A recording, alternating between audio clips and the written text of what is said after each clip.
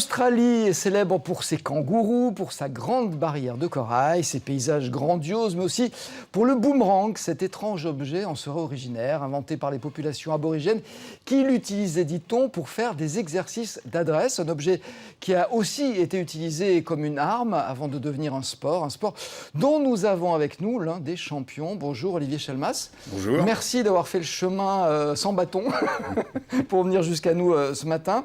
Vous avez obtenu le titre de champion du monde de boomerang. Alors dans l'épreuve de l'Aussie Round, on verra ce que c'est dans un instant, qui combine donc distance, précision et rattrapage.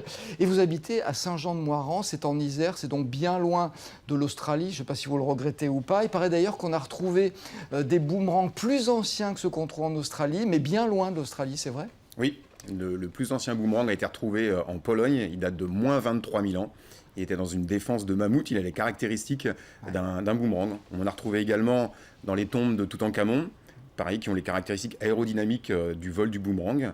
On en a retrouvé également aux États-Unis, en Arizona, chez les tribus Tipi, des Indiens Tipi. On en retrouve également en Europe. C'est donc un phénomène qui a été essaimé sur toute la planète, mais simplement il a été beaucoup plus communiqué sur son origine qu'est le boomerang, puisque les aborigènes ont conservé cette tradition ancestrale dans leur tribu. Donc l'origine australienne, on peut la mettre au placard. C'est celle-ci qui a permis de découvrir, parce que c'est le capitaine Cook en 1770, lors d'une expédition anglaise en Australie, qui a ramené cet engin de l'Australie en Angleterre. Donc c'est lui qui l'a amené en Europe. C'est là qu'on situe son origine, Australie à ce moment-là. Mais finalement, avec des recherches, on s'aperçoit que la planète boomerang, c'est quelque chose qui existe. Voilà. Ils n'ont pas la paternité de boomerang, mais sans eux, ils ne seraient peut-être pas arrivés jusqu'à nous. Exactement. On peut dire ça. On sait vraiment si c'était un moyen de jouer ou de s'entraîner, j'ai parlé d'adresse il y a un instant, avant d'être un outil de chasse ? Alors il y a un terme générique, on va dire que d'une manière générale, on parle de boomerang, et il y a des boomerangs avec retour et des boomerangs sans retour. Oui, parce que je crois qu'à l'origine, ce n'était pas forcément fait pour revenir. Il semble que lorsque le capitaine Cook a ramené ça un petit peu, ça a été mélangé les deux, mais on a d'un côté un boomerang sans retour qui servait plutôt à chasser, qui se lance de manière horizontale, donc à plat, qui a un engin assez lourd, qui va essayer de percuter du gibier, mais plutôt, je dirais, d'effrayer les oiseaux pour les rabattre dans des filets ou d'aller percuter un petit peu au hasard, parce que c'est quand même pas simple de viser une cible avec ce type d'engin. Oui, et puis c'est pas coupant. Hein. Non, c'est juste, ça va percuter. Ouais. Et à côté de ça, on a des engins de type jeu, loisir, qui vont permettre dans les tribus de développer leur adresse. Et on a donc ce côté sportif de boomerang avec retour, qui a été amené un petit peu donc, par les Australiens, ensuite par la mode californienne aux États-Unis avec tous les sports de la nouvelle vague, et qui fait qu'on a amené cette pratique dans le domaine du sport. Revenons un instant sur le boomerang des origines, j'allais dire, même si elles sont difficiles à situer. En quel matériau est-ce qu'il était fait ? Vous avez parlé il y a un instant de défense de mammouth, mais quel était le matériau le plus courant pour fabriquer Le plus courant, ils utilisaient du bois d'acacia ou d'eucalyptus, qui était un peu taillé à la hache, qui était cintré sur le feu, ensuite qui était un petit peu poli au silex, et ensuite sur la transformation de l'engin dit de chasse à l'engin de loisir. On pense qu'il y a eu un phénomène de hasard qui est passé de l'un à l'autre. C'est une découverte incidente. Voilà. Et aujourd'hui, on les fabrique en de multiples matériaux. Alors j'imagine qu'avec l'évolution de la technologie, on fait des boomerangs dans des matériaux hallucinants, non ? Ouais, alors les premiers matériaux qu'on utilise de manière courante, c'est le contreplaqué qualité aviation. On utilise aussi du plastique, du polypropylène. Donc c'est les deux matières de base avec lesquelles on fonctionne. Ce que vous appelez le contreplaqué pour l'aviation, c'est pas le balsa, hein ? Non, c'est du contreplaqué marine ou aviation qui est du 4 mm, 8 plis. Il y a des plis dedans. C'est pas le balsa. Le balsa, ça casse facilement dans un sens. Puis c'est trop léger à la limite, sauf que... Sauf que. Allez, on va faire un essai. Allez, on va faire un essai. Donc, sauf qu'il existe aussi des boomerangs en mousse très légers qui permettent de voler dans un espace très restreint avec aucun danger. Et donc, ce type d'engin-là, des boomerangs, c'est de la mousse de polyuréthane, donc c'est des matériaux composites, qui fait qu'il y a une petite dizaine d'années, on n'avait pas ce type de matériaux. Mais on s'est assez emparé, les lanceurs de boomerang, des matériaux comme le carbone, comme le Kevlar, tous les matériaux composites, du moment que ce soit suffisamment dense et que ça ne soit pas trop lourd pour pouvoir effectuer un vol. Ah oui, c'est ça, il faut un juste milieu, Ouais. pas trop léger, pas trop lourd. Non. Une forme particulière. Alors la forme, elle a évolué, ne serait-ce qu'ici, vous avez au moins 2 formes différentes. On a dans l'imagination, je dirais, collective, la forme banane, ou ce qu'on appelle un bipale. Donc c'est un petit peu ce type de forme-là qu'on utilise en compétition. C'est qui une est forme très- banane un petit peu plus Alors complexe. j'explique pourquoi. Elle est un petit peu plus cintrée au centre, parce qu'avec une forme banane, on aurait un grand espace au milieu qui fait qu'on aurait du mal quelquefois à le rattraper. Ici, lorsque vous voulez rattraper le boomerang, vous avez toujours de la matière au centre qui vous permet de faciliter le rattrapage.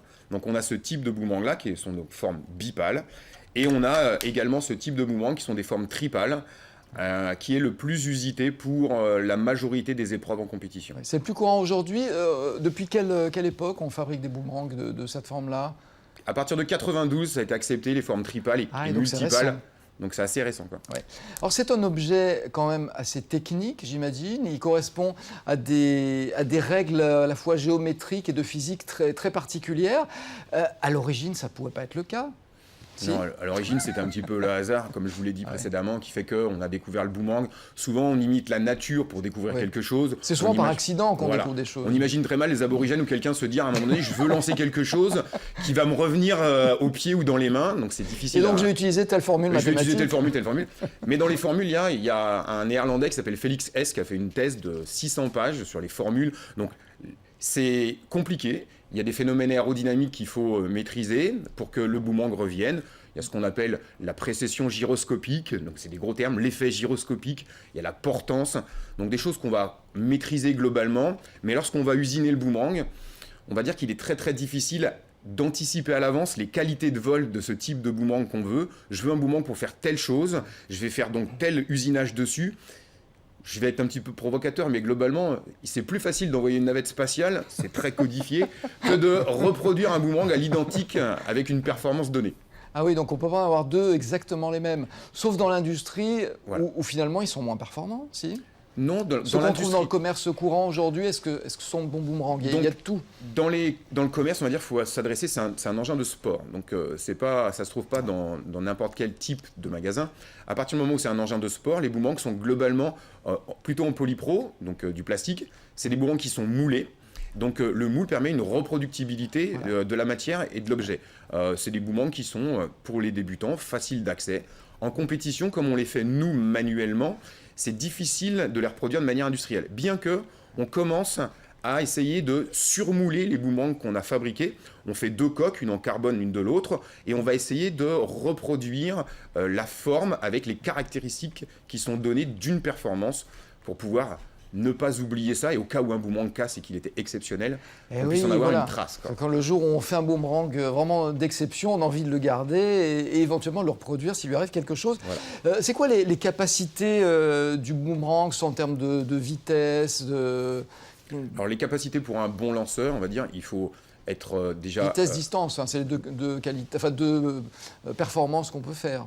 Alors, on parle donc des épreuves en compétition, pas de ce que le lanceur est capable de faire. Donc le boomerang, il doit aller au minimum à une portée minimale de 20 mètres. Dans toutes les épreuves, il y a une portée minimale de 20 mètres. On peut aller jusqu'à 50 mètres avec celui-ci, c'est dans l'épreuve d'Aussie Round, celle où je suis titré cet été à Kiel au championnat du monde. Et on a également des cercles concentriques de précision, 2, 4, 6, 8, 10 mètres, qui permettent de valider la précision du retour. Lorsqu'on fait atterrir plus près de soi ou lorsqu'on rattrape, ça valide un certain nombre de points. Et pour pouvoir faire tout ça, le lanceur il doit avoir certaines qualités, que ce soit le lanceur, comme on en l'avait déjà évoqué, enfin, moi j'en fais également avec mes élèves, donc ça amène des qualités de développement à la fois sur la motricité, à la fois sur l'habileté, sur la coordination et sur la lecture de la trajectoire. Parce que, mine de rien, faire voler, mettre en œuvre un boomerang et le faire voler, c'est relativement facile dès le début, mais ensuite, voir la trajectoire, anticiper son point de retour, ça demande une certaine expérience. Je dois dire que j'ai essayé tout à l'heure avec votre petit boomerang en plastique. Effectivement, c'est simple. C'est simple de le lancer, ça l'est beaucoup moins de le rattraper parce qu'effectivement, on a du mal à anticiper.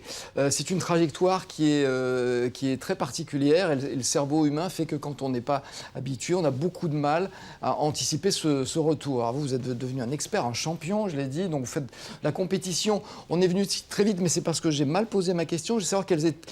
En fait, dans l'absolu, on peut lancer un boomerang à quelle distance pour qu'il vous revienne le maximum, qu'on connaisse le record aujourd'hui? Alors, il y a une épreuve particulière qui s'appelle l'épreuve de distance, mais qui est vraiment atypique dans le milieu du boomerang, parce qu'il y a 6 épreuves en compétition officielle, plus celle-ci, la distance qui est à côté. Et cette distance, le but du jeu, c'est de faire aller le boomerang le plus loin possible, de mesurer son apogée avec un retour. Et le record du monde, c'est un Suisse qui l'a, c'est 238 mètres. 2 terrains de foot et demi. 238 mètres. Donc ça veut dire que lorsqu'il le lance, il le perd de vue. C'est-à-dire qu'on le voit plus, c'est un petit point en l'air. Il le voit revenir un peu, pas au dernier moment, mais... Oui, mais assez vite. Donc ça demande que tout le monde soit attentif pour que les conditions de sécurité soient respectées. C'est des moments qui sont très très fins, donc ils reviennent relativement vite, parce que vous imaginez, quand on met de l'énergie pour que ça aille jusqu'à plus de 200 mètres, le retour, il se fait pas lentement. D'où la question suivante, à quelle vitesse est-ce qu'il peut aller maximum? Alors les boomerangs, dans une épreuve qui s'appelle l'épreuve de vitesse, où on doit faire le 5 rattrapages le plus rapidement possible. Là, ça demande puissance, énergie, vitesse. Les boomerangs partent à plus de 100 km/h dans la main du lanceur et reviennent lorsqu'on ne veut pas que ça freine, parce qu'on a des moyens de faire que ça freine, mais si on ne veut pas que ça freine pour que ça aille très vite sur tout le trajet, eh bien, ça revient à plus de 40 km/h dans la main. Donc, on a en général un gros gant dans la main gauche, pas dans la main droite pour pas gêner le lancer, mais ça revient très très vite. Ah oui. Alors, on peut adapter le confort de retour. Le top dans ce genre d'épreuve, c'est de faire que le boomerang aille très très vite sur une grande partie de sa trajectoire et freine très très fort sur les 2 derniers mètres pour avoir un confort pour relancer de nouveau derrière. Et tout ça, on peut le calculer? Ça, c'est dans la façon de le lancer? Non, c'est dans la façon de faire... par exemple, si je prends ce type de boomerang là, on voit qu'il y a des trous. Plus on fait de trous, plus on va perturber l'aérologie en bout de pale et donc on va diminuer la rotation. Pareil, on va pouvoir mettre des petits élastiques ou des petits systèmes qui vont modifier l'aérologie sur la pale pour pouvoir faire que le boomerang freine sur la fin. Ah d'accord, donc ça c'est dans la compétition. Un petit mot sur le boomerang jeu, si on n'est pas compétiteur. Est-ce qu'on peut en faire n'importe où ou est-ce que c'est réglementé aujourd'hui, la pratique du boomerang? La pratique du boomerang, elle est réglementée comme un sport à partir du moment où l'activité boomerang fait partie de la Fédération française de vol libre. Donc il faut, comme tout type de lancer, prendre des précautions concernant la sécurité. Quelqu'un qui va acheter un boomerang dans un magasin de sport la première fois, les boomerangs vont avoir une portée d'une quinzaine de mètres. Il faut trouver un espace dans lequel, lorsqu'on lance, il n'y a personne devant soi. Et lorsqu'au retour, si jamais il y a un peu de vent, on prévoit un petit peu de la marge derrière soi pour qu'il n'y ait personne qui puisse être atteint par un projectile dont il n'avait pas connaissance que ça volait en l'air à ce moment-là. Voilà. Donc dans un parc public, on peut jouer au boomerang à condition de ne pas mettre les gens en danger, tout simplement. Exactement. Sur la plage, c'est encore mieux, mais dans notre région, c'est pas le cas. Alors, on revient à la compétition, parce que je ne sais pas si je dis, vous êtes prof d'éducation physique. Donc, c'est un sport, mais pas professionnel, c'est-à-dire qu'on n'en vit pas. Non. Ça veut dire qu'il faut trouver un petit peu de temps, ce que vous avez réussi à faire. Vous êtes champion d'Europe, donc ça c'était en 2015, champion du monde en 2016. Alors vous avez dit en Aussie Round, c'est ça? Aussi c'est Australie, une abréviation, semble-t-il. Ce sont 6 épreuves, mais de malades. Alors il y a 6 épreuves, il y a ce qu'on appelle l'épreuve de précision, l'épreuve de vitesse, d'endurance, d'Aussie Round ou dit de championnat général, de rattrapage acrobatique et de MTA. Donc ça fait 6 épreuves qui sont réparties sur les épreuves individuelles sur 2 jours. Et en championnat du monde, on a aussi des épreuves collectives, donc des épreuves par équipe qui sont sur 3 jours. Globalement, on est sur la compétition pour une dizaine de jours. Et c'est vrai que c'est très, très éprouvant. Oui, alors c'est éprouvant, contrairement à ce qu'on peut imaginer, parce qu'on se dit c'est un jeu, on ne pense pas justement à un sport. Quelle qualité physique, notamment, est-ce que ça nécessite?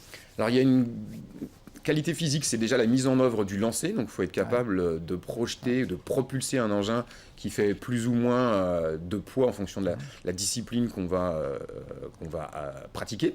Et également, il faut être avoir une qualité d'analyse de l'aérologie. Parce que là, lancer dans un studio avec un petit boomerang en mousse, c'est relativement simple. Mais la grosse difficulté à l'extérieur, c'est que les conditions atmosphériques sont aléatoires. Ah oui, il y a des le vent change, qui évoluent sans il faut toujours avoir un petit peu une canne avant qui vous permet de savoir quelle est la direction du vent. Il faut s'orienter correctement par rapport à celui-ci. Et si le vent tourne, c'est relativement compliqué. Si le vent monte ou descend, c'est relativement compliqué. En fait, ça devient simple à partir du moment où le vent il est unidirectionnel, avec une force qui est toujours constante. Là, c'est assez simple de s'adapter. Sinon, la grosse qualité d'un lanceur, c'est de s'adapter à ces conditions aérologiques qui sont caractérisées par leur variabilité. Donc, il faut être capable d'analyser plein de choses. En 2 mots, vous avez des élèves, puisque vous êtes prof d'éducation physique. Vous leur enseignez. L'éducation nationale pose aucun problème, parce que c'est vrai que c'est un sport un petit peu à part. Non, alors je suis prof de PS au collège Mariotte à Saint-Siméon-de-Brécieux. Et j'ai des élèves en 6e et en 5e avec qui on fait du boomerang. On fait des boomerangs en mousse. dans un gymnase. Ça a été validé par l'inspection au moment où j'avais proposé cette activité-là. Et j'en fais également à l'association sportive avec des élèves, donc à la fois à l'intérieur dans le gymnase et à la fois à l'extérieur. Ça pose aucun problème. Alors, il y a un côté de motivation, évidemment, pour une activité qu'on découvre qui est assez fantastique, qui est assez magique, hein, quand on lance, faire revenir quelque chose et être motivé par le rattrapage, c'est assez fantastique. Et puis, au fur et à mesure, ça devient un objet d'enseignement comme tous les autres, hein. Donc, il y a des élèves qui, à un moment donné, font « On fait du boomerang encore !» Est-ce que vous leur apprenez à le rattraper avec les pieds? Est-ce que vous êtes capable de faire, vous? Ça fait partie des épreuves Oui, ça fait partie des épreuves. En compétition, oui. il y a une épreuve de rattrapage acrobatique où on a différents rattrapages qui sont codifiés dans un ordre précis, dont le rattrapage assis avec les pieds. Et les élèves à l'association sportive sont largement capables de faire ça, très très facilement. Oui. Qu'est-ce qu'on doit dire à ceux qui auraient envie d'essayer? Il faut se rendre dans un club ou on peut essayer tout seul? Alors, prendre contact tout d'abord avec dans le site de la FFVL ou dans la Ligue Auvergne-Rhône-Alpes de vol libre pour avoir un petit peu les adresses. Il y a des animateurs fédéraux boomerang qui ont été formés il n'y a pas très très longtemps. Donc il y a des diplômes qui permettent de faire, qu'on peut encadrer. Il y a quelques clubs qui permettent d'accueillir du public. Et si jamais on fait un petit teasing, il y aura une épreuve du championnat de France qui aura lieu à Moirans le dernier week-end d'août cet été. Très bien. Bah, écoutez, merci. On a tout dit, je pense. Je dis jamais tout. Non. Sur le boomerang. Merci et félicitations encore pour votre titre. Donc, merci. Olivier Chalma.